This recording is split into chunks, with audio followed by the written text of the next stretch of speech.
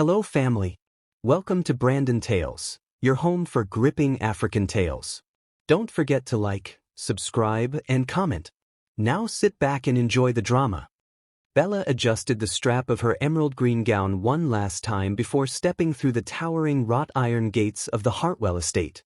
The gravel crunched under her stiletto heels as she pressed a trembling hand to her chest, the throb of her heartbeat echoing in her ears. Only 3 months had passed since her husband's funeral, yet each day without Mark felt like another lifetime of loneliness.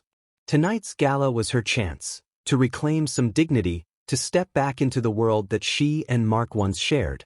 She inhaled the cool evening air and let it out slowly. The mansion sprawled before her, white marble columns, carved archways, and windows aglow with crystal chandeliers. A hush of awe rippled through the arriving guests as Bella descended from the sleek black car. Reporters clustered at the driveway, flashes punctuating her shy wave. Survival, she reminded herself. Reinvention. A butler in a tuxedo relieved her of her wrap and opened the front doors. Velvet drapes framed the entrance to a grand foyer, and a string quartet played somewhere beyond a sweeping staircase. Bella's breath caught as she stepped inside, the smooth stone floor reflecting a galaxy of glittering gowns and tuxedos. She dared a glance upward. Chandeliers dripped with crystal tears, as if even the house wept to behold such splendor. "Ms. Carter," called a voice, smooth, clipped, suffused with amusement. Bella turned to see Zara Hartwell, her sister-in-law, drift down the staircase on a cascade of ivory silk. Her hair was coiled like spun gold. Her smile was icier than frost. "Welcome to your first gala at Hartwell Manor," Zara purred. "But I believe you've forgotten something." Bella's stomach lurched. Zara raised a single manicured brow. A maid approached and offered Zara a folded garment. Zara tossed it at Bella. "Put this on," she said, voice mocking. "Tonight you're not a guest. You're our server." Gasps rippled through the assembly. A hush fell. Bella stared down at the white apron and crisp blouse in her hands, uniform of a waitress. The emerald gown was gone. Confusion, humiliation, and rage warred in her chest. She swallowed, mouth dry. "Please, Zara." Zara's laugh tinkled like broken glass. "Please? I'm doing you a mercy. Learn your place." She waved Bella aside with languid cruelty. A young man in a charcoal suit intercepted Bella before she could retreat. "Allow me." He slipped an arm around Bella's elbow and guided her behind a folding screen. Bella stared at her reflection in the mirrored panel. Gone was the gown. Gone was her moment. In its place hung a waitress uniform 2 sizes too small, the fabric pinched across her shoulders. "Thank you," Bella whispered, voice quavering. The man in charcoal brushed a lock of hair from her face. "It's Damon Sinclair," he said quietly. His dark eyes were warm with sympathy. "Take a breath." Bella inhaled, filling her lungs with cold fear. "I'm going to be late." "Not for your duties," he replied. "For your dignity." She blinked. "What do you mean?" He offered a small smile. "You'll see." Then he gently closed the screen around her. Bella emerged moments later, clutching a silver tray. The gala hall was thrumming with conversation and laughter. Guests drifted beneath archways of scented flowers. Waitstaff glided among them like ghosts in black vests. Bella stepped forward, legs shaking. She forced a polite smile and nodded at a passing couple. "Champagne, sir? Mister?" She tried to sound confident. Her voice cracked like an ice shelf. A man in white tie glanced at her apron and sneered. "Do you mind?" He lifted a flute to his lips, silver eyes disdainful. Bella lowered the tray and a ripple of laughter swept past. She chewed her lip, cheeks burning. Behind her, Zara watched with predatory delight. She clapped once, sharp and deliberate. Waitstaff froze, guests turned. Zara's voice rang out. "Everyone, we have a new addition to our service team, dear Bella. Isn't she simply charming in that uniform?" Bella's stomach sank. Dinner jackets and ball gowns shifted to stare. Bella felt hollow, exposed. She ducked her head and hurried on. Her knees trembled, and she feared they would buckle. She rounded a corner into a smaller salon where hors d'oeuvres were laid out on a carved mahogany table. As she approached, a distinguished woman in pearls, Lady Prescott, reached for a canopy. Bella stepped forward, hand outstretched, but Zara appeared behind her and flicked Bella's elbow deliberately. The tray tipped, shrimps cascaded to the floor, lampshade ilk sauce splattering in a sticky arc. "Oh!" Bella cried, hurrying to gather the fallen bites. Lady Prescott recoiled, lifting her chiffon shawl. "Good heavens!" she sputtered, turning her gaze to Bella's ruined apron. "You will clean this up immediately." "Yes, ma'am," Bella whispered. She sank to her knees, blotting sauce with a lace napkin. Her vision blurred with tears she refused to shed. Each wipe felt like skin deadening under a too-hot sun. "Look at her," Zara said to a cluster of ladies, voice low but carrying. "We should have let her serve as a maid. But this is satisfying enough." Laughter tittered. Bella's fingers stung. She finished cleaning, rose, and steadied the tray with both hands. She forced her gaze to the ground, afraid to meet Damon's eyes. But his gaze found her. Across the room he watched, his jaw set. In that instant, a silent pact passed between them. He would protect her. She would endure. Bella resumed her duties, each step a trial. As she passed the orchestra balcony, notes of a waltz tumbled down in glittering arcs. Gaslights flickered, painting shadow patterns on the floor. Bella's reflection in the polished banister rail looked small, too small to matter in this world of wealth. She delivered canapés to a group of lawyers. One of them, a portly man with a pinched face, sniffed. "What, no slush fun tonight?" he murmured to his companion. Bella pressed a canopy to her own lips, tasting bitter pastry. She caught her reflection in a silver platter. She looked nothing like the woman Mark fell in love with. A crash sounded at the grand staircase. Bella froze. Guests spun toward the sound. Zara stood at the top, arms wide, eyes alight with triumph. She threw back her head and laughed. "Drinks," she called. "Bella, serve the stronger spirits." A pair of butlers brought crystal decanters of cognac. Bella's knees trembled. Cognac was heavy. Zara pointed. "Over there." She indicated a cluster of dignitaries. "Don't spill." Bella approached, hand extended. Glasses clinked. She poured, throat tight. Her palm slipped. Liquid sloshed onto Baroness Lord's sleeve. The Baroness shrieked. The guests whispered. Bella's cheeks flamed. She mopped the spill with trembling fingers. A voice hissed at her ear, "Get out." She turned. A guest in velvet tipped his chin toward the door. "We don't want your kind here." Bella's heart thundered. She met his gaze, eyes stinging. "I'm just doing my job." He smirked. "Your job is beneath us." Pain flared through her chest. She swallowed. Then, steadier, she raised her voice just enough. "Excuse me." She turned and swept past him, clutching her tray like a shield. The orchestra shifted gears into a strident march, fanfare announcing some grand reveal. Guests hushed again. In the center of the ballroom, Zara ascended a dais. Crystal chandeliers tumbled prisms across her face as she raised a glass. "To family," she called, silencing the room. "To new beginnings." She gestured to Bella. "And to those who serve." The clink of her champagne flute rang. A ripple of forced applause followed. Bella's chest tightened like a vice. Serving wasn't her destiny. Not anymore. She lowered her eyes, shoulders squared. Bella's mind screamed, "This isn't over." She would not let this night define her, or her future. Somewhere behind her, Damon's hand closed into a fist. She felt its tremor of anger, of promise. In that moment, Bella realized, humiliation was a weapon, one she would learn to wield in return. As the applause died, Bella turned and walked toward the back exit, head held high despite the weight of every gaze upon her. Tonight was her crucible. Tomorrow would be her revenge. And somewhere, beyond these gates of marble and cruelty, a new plan was already taking shape in Bella Carter's heart. Bella had barely closed her eyes when the first knock sounded at her door at dawn. She rose from the narrow cot in the servants' quarters and slipped into her plain dress. As she descended the back staircase toward the kitchen, The sinking feeling from the previous night returned, a weight in her chest that would not lift. Plumes of steam rose from simmering pots, and the air smelled of onions and roasting meat. She paused, steadying herself against the stone wall. "Miss Carter," called Mrs. O'Reilly, the head cook, "breakfast is in half an hour. After that, gala prep."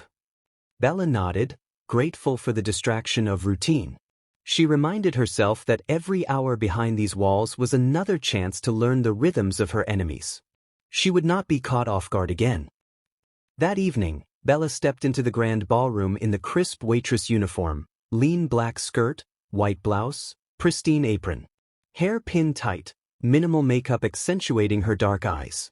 She carried a silver tray stacked with crystal flutes. The string quartet's soft chords drifted through the vast chamber. Guests mingled under glittering chandeliers, their laughter echoing off marble columns. "Miss Carter," called a voice. Bella turned to see Damon Sinclair standing by an ornate fountain. He offered a gentle nod before slipping behind a cluster of guests. Bella allowed herself a small, grateful smile. He was her single ally in this fortress of scorn. The first table was a trio of corporate magnates. Bella approached, voice steady. "Champagne, gentlemen?" She extended the tray. One man, tall with salt and pepper hair, plucked a flute. "To fresh starts," he said, eyes glinting. Another clinked his glass. The third, a younger man in a tailored suit, took a sip, then frowned. "What is this?" "Brut, vintage 12, Bella replied. "Estate bottled." He raised an eyebrow. "I asked for Dom Perignon." The words felt like frost against her skin. Bella inclined her head. "I apologize." "Oh, bring the right bottle, maid," he snapped. Laughter tinkled around the table. Bella's cheeks flamed. She swallowed. "Of course." She slid away, leaving her pride on the marble floor. Zara drifted by, dark lips curved in cruel amusement.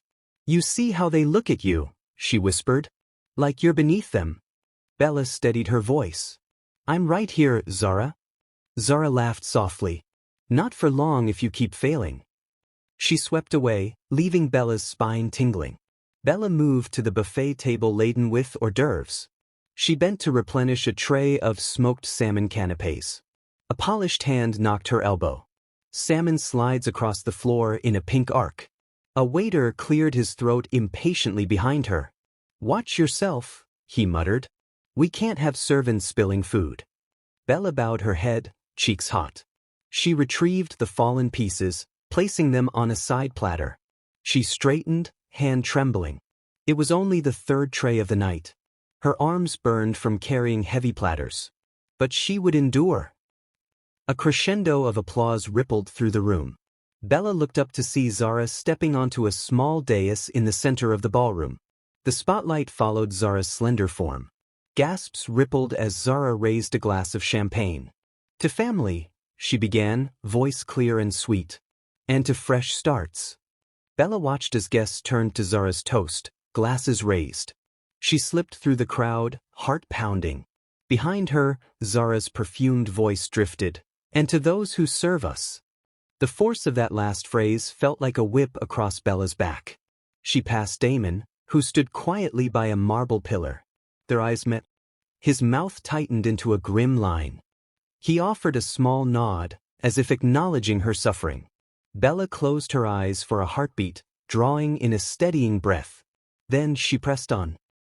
Bella reached the northern alcove, where guests gathered in small clusters. A distinguished woman with silver hair, Lady Prescott, chatted with an older diplomat.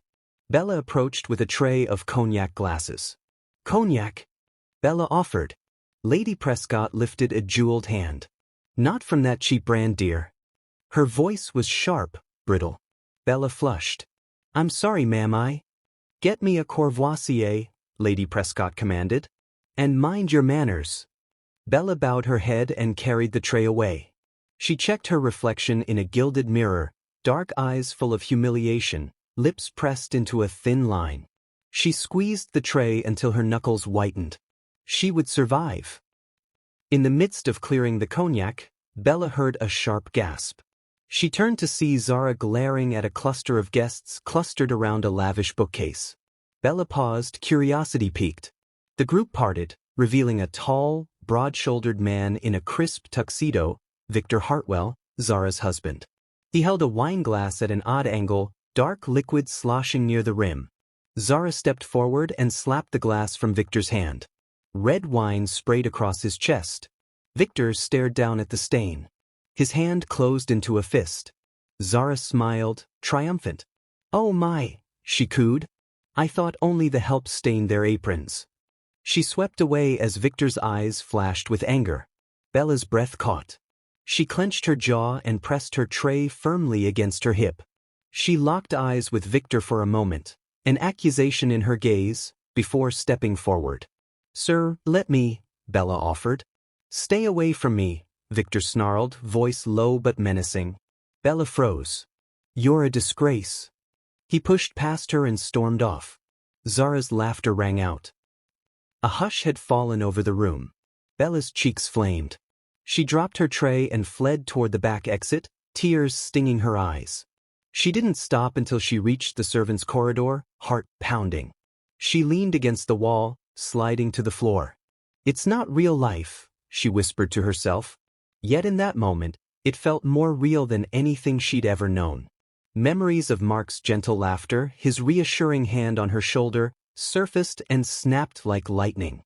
She closed her eyes, wishing he were here. A soft voice called through the corridor.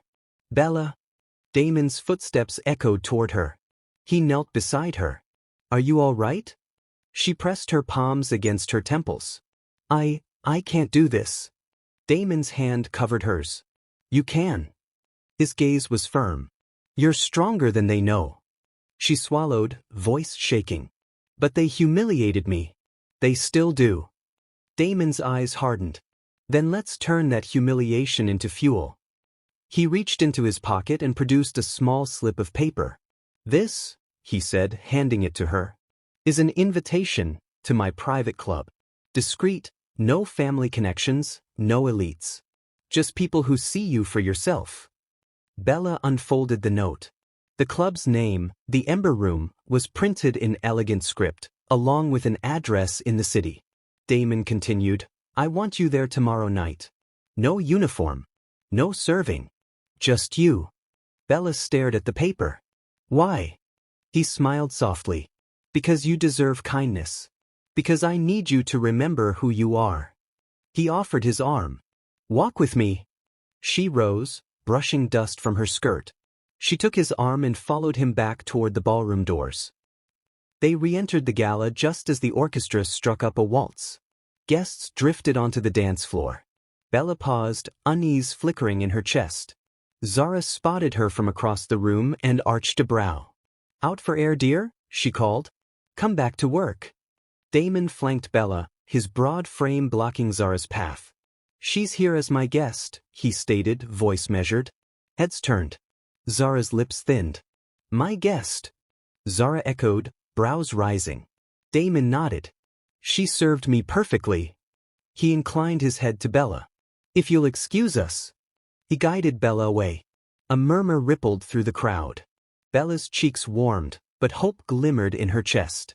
For the first time since arriving, she felt seen, not as a maid, but as herself. They stepped into the moonlit garden beyond the ballroom. The air was cool, scented with night-blooming jasmine. Damon closed the doors behind them. Bella inhaled deeply. "Thank you," she whispered. "For everything." Damon turned to her, face earnest. "No thanks needed. Just promise me you'll come to the Ember Room. Let me show you another world." Bella nodded, heart fluttering.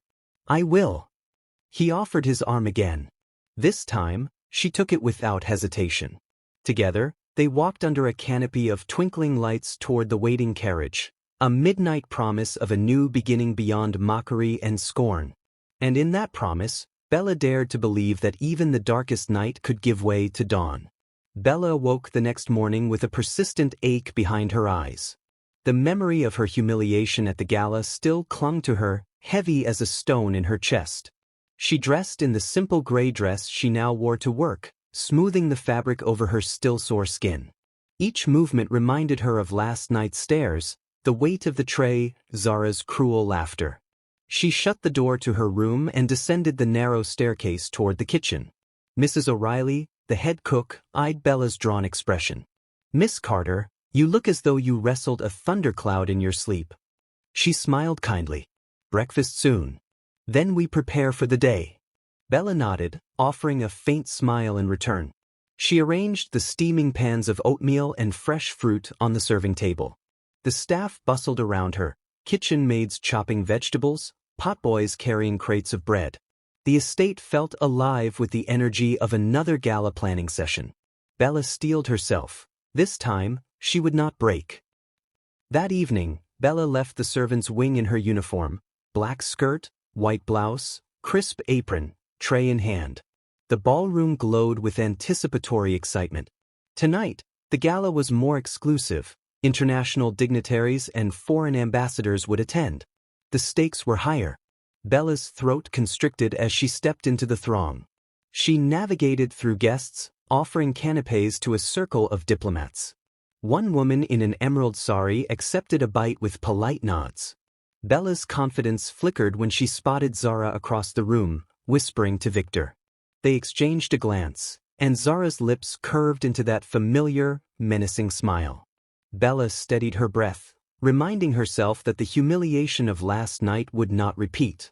A soft voice whispered in her ear, "Ms. Carter." She turned to see Damon Sinclair standing beside her, dressed in a tailored tuxedo. His dark eyes greeted her with genuine concern. "May I?" He gestured toward a side table piled with crystal tumblers. Bella inclined her head. "Of course." She handed him the tray and took a moment to press her palms against the table's cool marble edge. He offered her a glass of sparkling water. "Drink this." Bella accepted, her throat dry. The water was cold and soothing. "Thank you." Damon leaned closer, voice low. "Tonight, I want you out of this uniform. Meet me in the library at 8. Her heart quickened. "Why?" He paused. "You need a plan." He handed her a plain white card embossed with an address and time. "Trust me." Bella's gaze flicked to Zara, who was already turning away. She folded the card and slipped it into her pocket. "I'll be there," she whispered. Moments later, Bella resumed her duties, carrying trays of champagne through a corridor of marble pillars. She overheard hushed laughter as she passed, a familiar sting. A journalist, clutching a notebook, stepped in front of her. "Excuse me, miss," he said, adjusting his glasses. "Are you related to the late Mr. Carter?" Bella's breath caught. She forced a polite smile. "I was his wife." The journalist's eyes lit. "Any comment on the Hartwell family's involvement in the estate?" Bella's chest tightened. The words clawed at her. "No comment." She ducked under a fountain archway, heart pounding. In the solitude of the alcove, she pressed her palm to her forehead. The flash of cameras, Zara's scornful gaze, all spun like a nightmare carousel. She closed her eyes, breath steadying. "No comment," she repeated. At 8 o'clock sharp, Bella slipped away from the ballroom and through winding corridors until she reached the library door. She rapped lightly. "Enter." Damon's familiar voice beckoned. Inside, the library was a haven of warm light and rich mahogany shelves. Leather-bound volumes lined the walls. A crackling fire burned low in the hearth.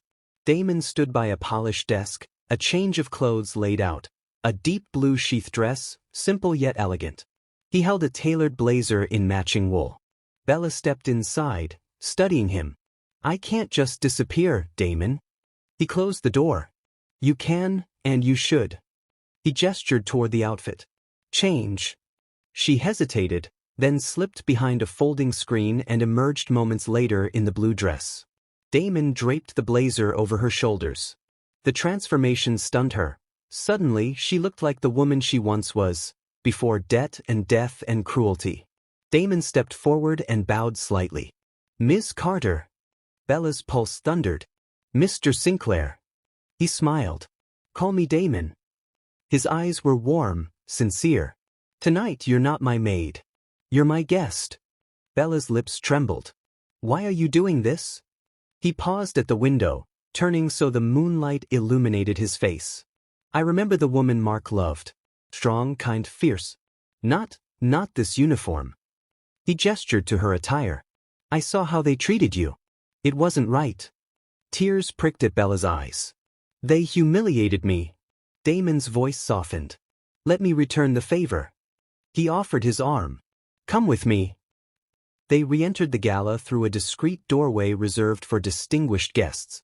Bella took in the scene: crystal chandeliers, gold-plated mirrors, guests in couture gowns and dinner jackets. But she saw it anew, no longer as a trapped maid, but as a woman with agency. They re-entered the gala through a discreet doorway reserved for distinguished guests. Bella took in the scene: crystal chandeliers, gold-plated mirrors, guests in couture gowns and dinner jackets. But she saw it anew, no longer as a trapped maid, but as a woman with agency. Damon guided her to a reserved table near the orchestra. Soft lighting glowed over white linen cloths. A waiter approached, pausing when he saw Bella's attire. Mr. Sinclair's guest? He asked. Damon nodded. Just wine. Bella sat, heart fluttering. She crossed her legs and smoothed her dress. The waiter poured velvety red wine into her glass. Bella inhaled its scent: oak, berries, promise. She lifted the glass to Damon. To unexpected protectors. He chuckled softly. To you, Bella Carter. They toasted. The music swelled. Bella took a small sip, notes dancing across her tongue. She felt seen. Zara, gliding through the crowd in her silk gown, spotted Bella at the table. Her smile faltered. She paused, eyes narrowing. Victor followed, muttering something in her ear. Zara turned and swept toward them with false politeness. Damon, she said, voice sweet as poison. Glad you could join us. Damon rose, placing a protective hand at the small of Bella's back. Zara. His tone was civil, cool. Bella stood, heart racing. She faced Zara directly. Good evening. Zara's gaze flicked to Bella's dress, confusion flickering. This is a lovely look. Her tone held forced brightness. You've changed. Bella's lips curved into a small smile. I thought it was time. She glanced at Damon. May we sit? Zara's lips thinned. She stepped aside. Of course. Zara drifted away, Victor in tow. Bella exhaled, hands flexing on the tablecloth. Damon sat, swirling his wine. You handled that well. Bella's chest still hammered. I didn't collapse. He reached across the table and covered her hand. You were magnificent. Bella's heart softened. Thank you for this. He leaned closer. You deserve more. His gaze held hers. And we have much to discuss. They spoke in low voices as the orchestra played. Damon outlined a plan: evidence gathering, securing Mark's estate documents, preparing for a public confession of Zara and Victor's crimes. Each detail was meticulous. Bella listened, absorbing every word. For the first time, she felt control returning to her life. You've done all this? She asked, astonished. Damon nodded. Since last night. Her breath caught. But why? He looked down, a shadow crossing his features. Mark was my best friend. When he died, I lost him and I lost you. He lifted his gaze, voice firm. I promised I'd protect what was his legacy and you. Bella's eyes filled. She squeezed his hand. I don't know what to say. He offered a gentle smile. You don't have to. Ahead, Zara returned with Victor. Their expressions were unreadable. Victor bowed slightly. Mr. Sinclair. Damon stood. Mr. Hartwell. He nodded curtly. Zara looked at Bella. Enjoying the gala? Her tone held an edge. Bella's voice was calm. Just very much. She gestured to the full ballroom. It's beautiful. Zara's smile faltered. She inclined her head. Well, carry on then. She slipped away, dragging Victor with her. Once they were gone, Bella exhaled, relief mingling with triumph. That felt good. Damon's lips quirked. I told you, unexpected protectors. Bella's gaze swept the room. The gala no longer loomed like a prison. It felt like her stage. She raised her wine glass again. To the night's true surprise. Damon clinked her glass. To you, Bella Carter. They sipped, the wine's warmth blooming in their chests. As the orchestra finished its set, Damon rose. Shall we? He extended his hand. Bella stood, placing her hand in his. They stepped onto the dance floor as the first strains of a slow waltz began. Candlelight reflected in chandeliers and off-polished floors. Bella felt a breeze of anticipation swirl around her. Damon guided her into the dance, his hand firm at her waist.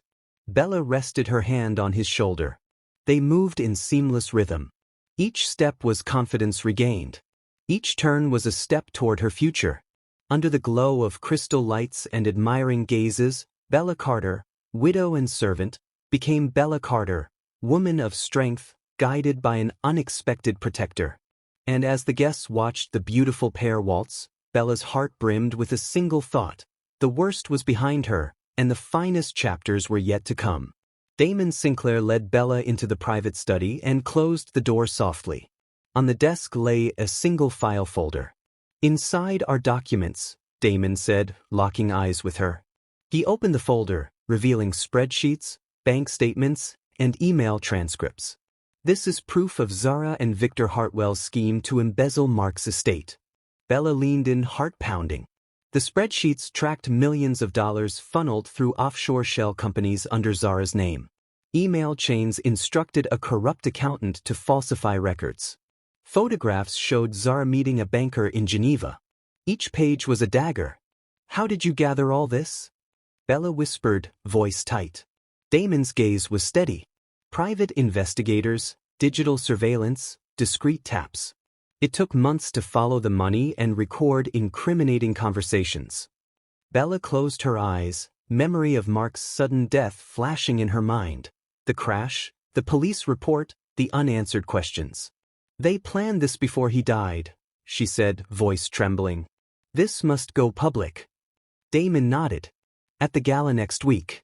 I'll slip this flash drive into the caterer's laptop. During the opening slideshow, the screen will switch to these files. The social register will see everything. Bella processed the plan. Her pulse surged. We need witnesses. I've arranged it, Damon replied.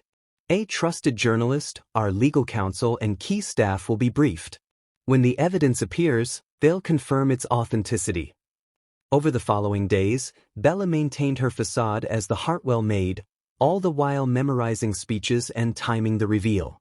Each afternoon after her duties, Bella met Damon in the hidden alcove of the library. There, amid hushed rows of books, Damon guided her through every phrase.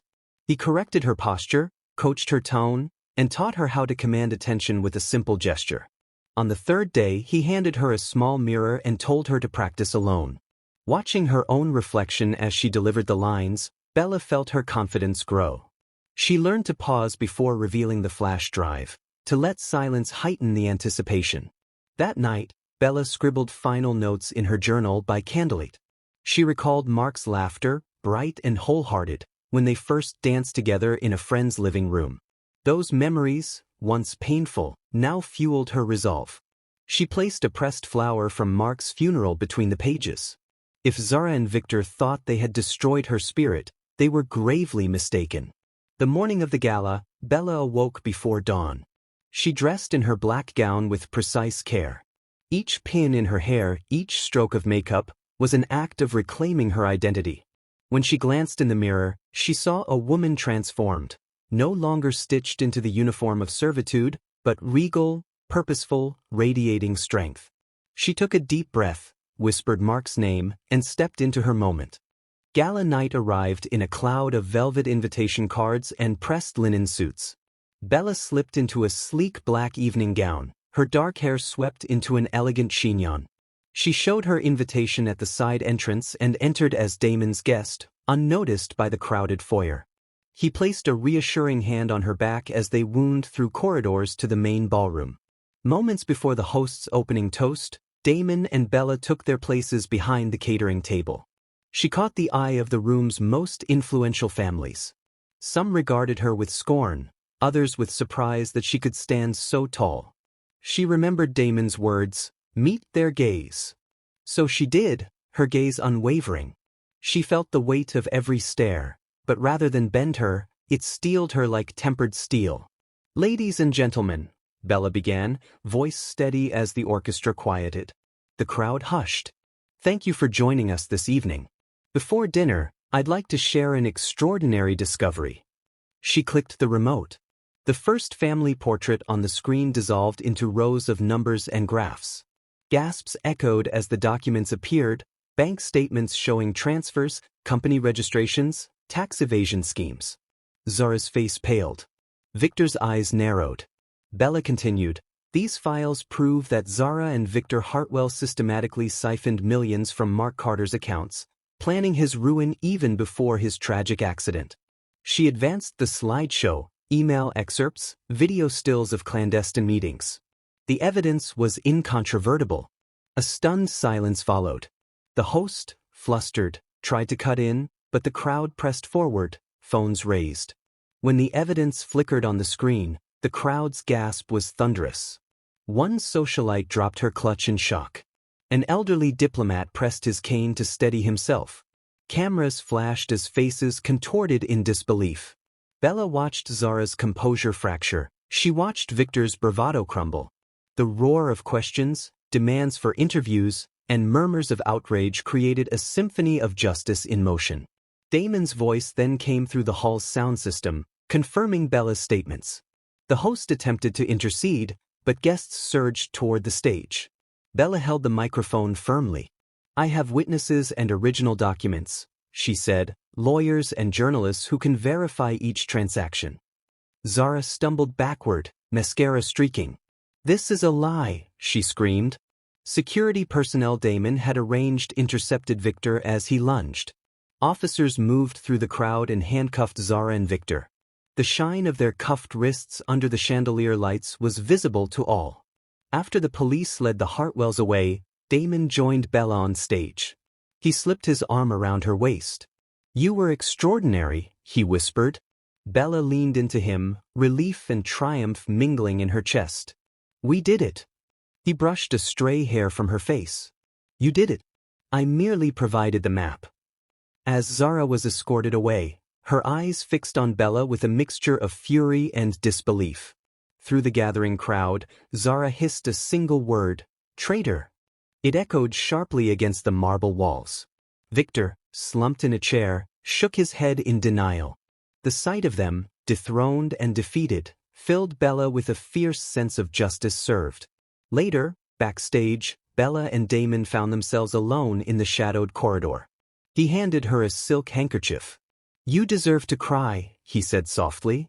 Bella folded the handkerchief over the flash drive, tucking it safely into her purse. Tears glistened in her eyes, but they carried relief and vindication, not sorrow. Damon offered his shoulder, and she let herself lean on him, feeling the steady rise and fall of his breath. At dawn, after the fallout, Bella returned to her small room, where for the first time in weeks she slept without dread. She awoke to soft music drifting through the halls. Damon had arranged for a string quartet to play outside her window in tribute. Wrapped in her favorite shawl, Bella stepped onto the balcony and listened as the violin sang. The notes wove through her pain to form a melody of hope. She closed her eyes and breathed deeply, embracing every sensation. For the first time since Mark's death, Bella Carter felt free of shadows, stepping into a future of her own making. Her heart, once heavy, now soared beneath the morning sun. Bella's heart pounded as she stepped into the grand foyer of Hartwell Manor for the third and final gala of the season. This time, she entered through the guest entrance, escorted by Damon Sinclair. The silver lacquer of her clutch felt cold against her palm, and her midnight blue gown shimmered with every step. A delicate diamond necklace caught the overhead chandelier light, drawing gasps as she passed. The once familiar marble corridors now awaited her verdict. They reached the ballroom doors. Damon paused, brushing a stray curl from Bella's face. This is it, he whispered, voice steady. Remember everything we practiced. You have the strength. Bella offered a small nod, inhaling deeply. The door swung open, and the string quartet ceased mid-note. Conversations stilled as Bella and Damon advanced beneath the glittering crystal cascade. Lady Prescott rose from the dais, face pale. "Welcome, Miss Carter," she said, too stiff to smile. She swallowed and nodded to Bella. "Your moment, of course." The guests shifted, their murmurs laced with anticipation. Bella raised her chin. "Thank you, Lady Prescott." She stepped forward, clutching the flash drive inside her bag. The giant screen flickered to life. First a serene image of Hartwell Manor bathed in moonlight, then a spreadsheet of transactions.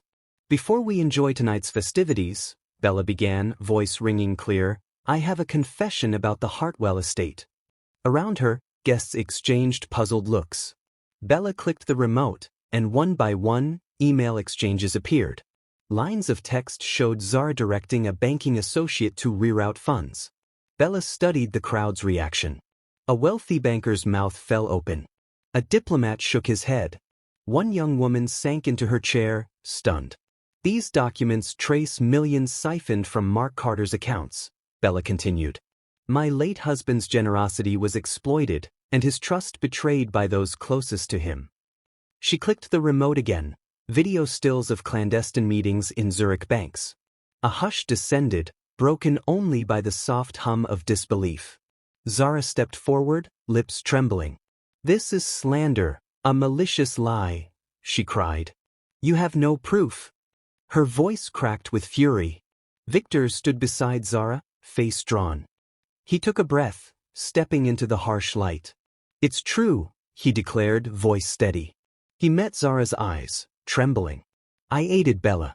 My guilt consumed me when I learned how you betrayed Mark."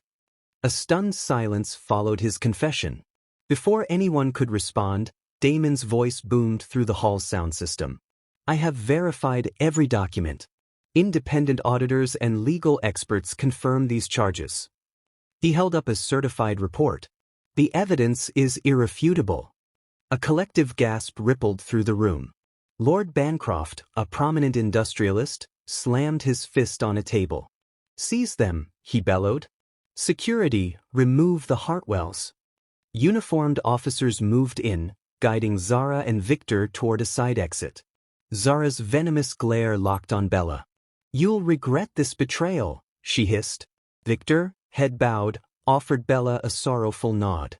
The doors closed behind them with a thud that echoed like final justice. Silence held the room. Then, as if released from a spell, applause erupted, hesitant at first, then swelling into a triumphant ovation.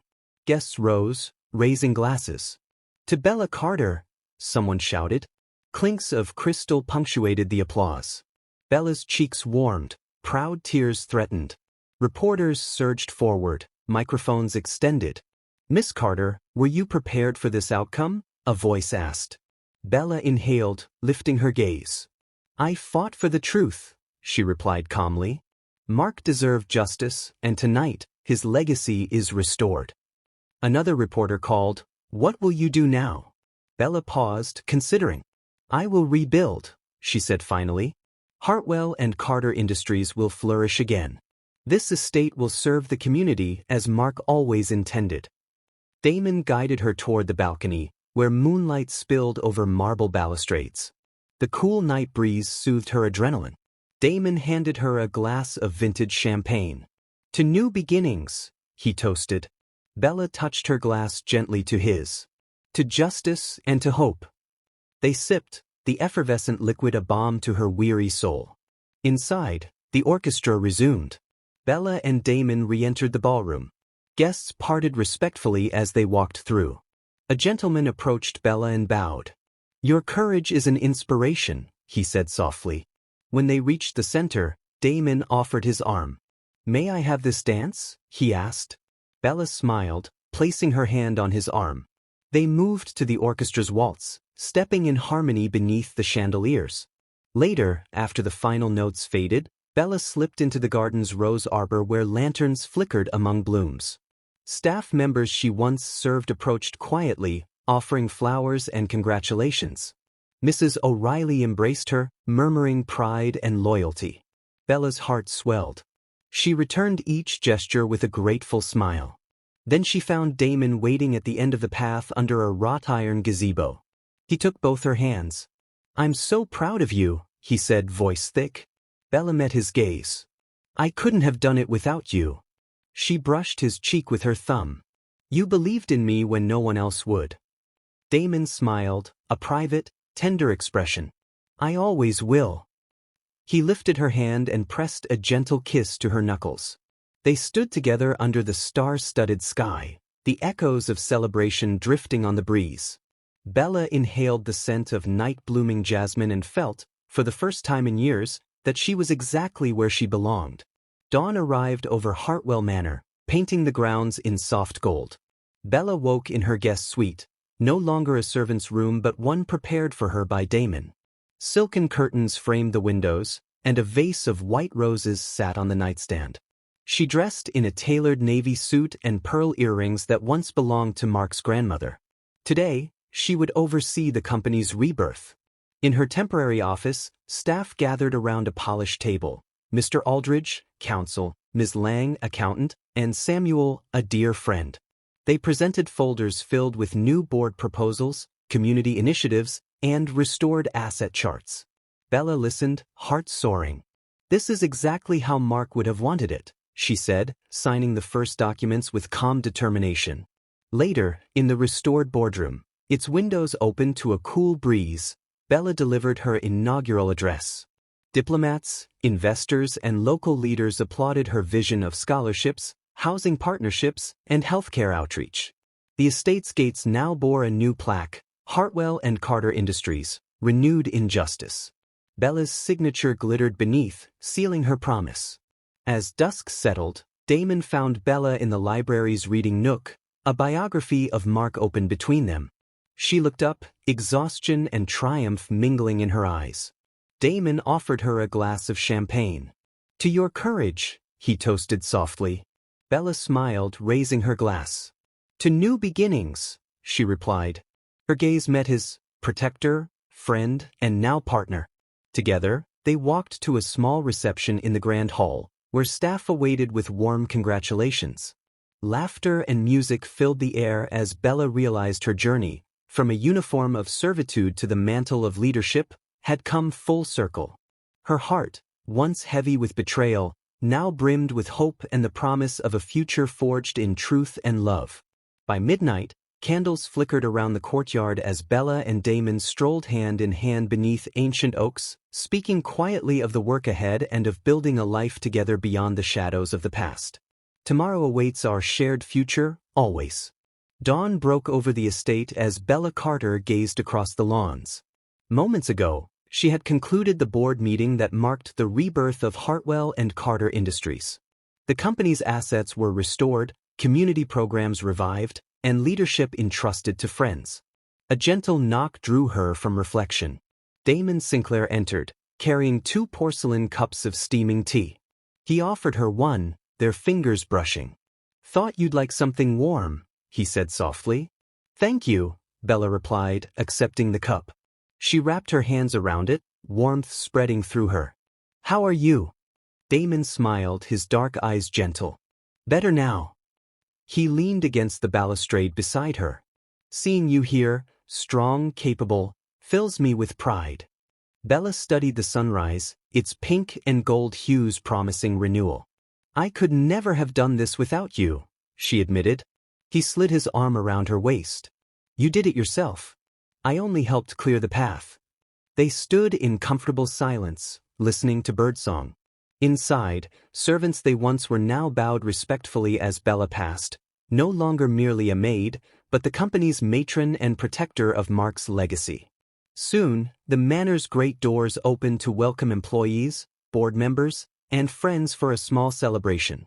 Velvet drapes and crystal chandeliers bathed the hall in soft light. A table groaned under trays of pastries and glass decanters filled with fine champagne. Bella and Damon greeted each guest with smiles and handshakes, gratitude flowing from her like sunlight. Amid the congratulatory bustle, Lady Prescott approached, offering Bella a ceremonial quill and a leather-bound ledger. "A token of our esteem," she said, eyes shining. Bella accepted, dipping the quill in ink and signing the first page, a vow written in her steady hand to uphold integrity and compassion. Back in her private study, once Zara's lavish parlor, Damon had prepared a modest cake inscribed, "Justice Restored." He poured 2 flutes of champagne. Bella raised hers. "To endings," she toasted. "And to beginnings," Damon added, clinking glasses. They sat on a settee by the fire, sharing memories of Mark, his laughter, his kindness. Bella laughed through tears, the sound light and genuine. Damon reached out, brushing a tear from her cheek. "He would be proud," he said. A knock interrupted them. An officer entered with a sealed envelope. Bella broke the wax seal. Inside was the court's final ruling. Zara and Victor Hartwell would stand trial for embezzlement and conspiracy. The verdict would be swift, their assets seized to compensate the estate. Bella's chest tightened, but resolve steadied her. "They will speak against me, try to twist the truth," she said quietly. Damon's hand closed over hers. "We have the facts. Justice will hold." That evening, under lantern-lit oaks in the courtyard, guests gathered for a concluding fete. Long tables set with fine china glowed under strings of lights. Soft music drifted on the air. Bella emerged in a flowing rose-colored gown. Damon wore a navy suit with a rose at his lapel. Hand in hand, they greeted the assembled circle. As the first notes of a waltz began, Damon rose and offered his hand. Bella slipped from her seat, placing her hand in his. On the moonlit dance floor, they moved in harmony, their silhouettes entwined beneath twinkling lights. Around them, applause and soft smiles acknowledged their triumph over betrayal. Midway through the dance, Bella sensed movement at the edge of the clearing.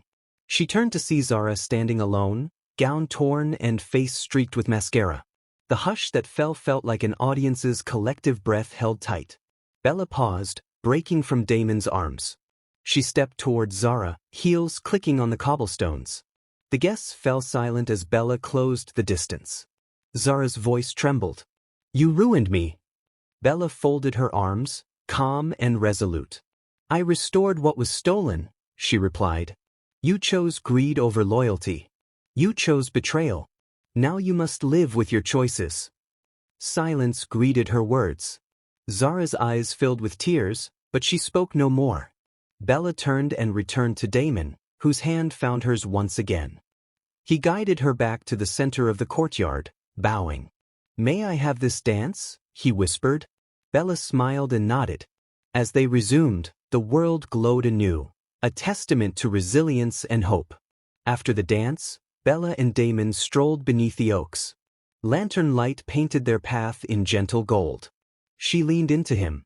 "Thank you for believing in me." Damon stopped and faced her. "You taught me the true meaning of courage." He took both her hands, pulling her close. "You've given me everything." Bella's heart soared. Damon knelt among fallen petals, producing a simple white gold band. "Bella Carter," he asked, voice steady yet filled with emotion, "will you marry me?" Tears sparkled in Bella's eyes. She placed the ring on her finger and whispered, "Yes." They rose and embraced, sealing their promise as the guests erupted in joyful applause. Above the courtyard, lanterns swayed, reflecting in Bella's eyes as she looked at Damon, protector, partner, and the love she had found beyond sorrow. In the days that followed, Zara and Victor faded further into irrelevance as the legal process confirmed their crimes. Hartwell and Carter Industries soared under Bella's transparent leadership, championing scholarships, housing initiatives, and healthcare programs in Mark's honor. Many evenings Bella walked the gardens alone, reflecting on her journey from humiliation to power, from widowhood to love. She often found Damon waiting by the fountain, where they shared quiet conversations of dreams yet realized. Under the same lantern-lit oaks where Damon had proposed, Bella and Damon built their life together. Two hearts bound by truth, justice, and unwavering love. The manor, once a fortress of cruelty, became a beacon of hope, its walls echoing with laughter, compassion, and the promise of every new dawn. The end. Love the story? Smash that like button, hit subscribe, and become part of the Brandon Tales family. Your support helps us bring more powerful African tales to life. Thanks for watching. We can't wait to share the next one with you. See you soon.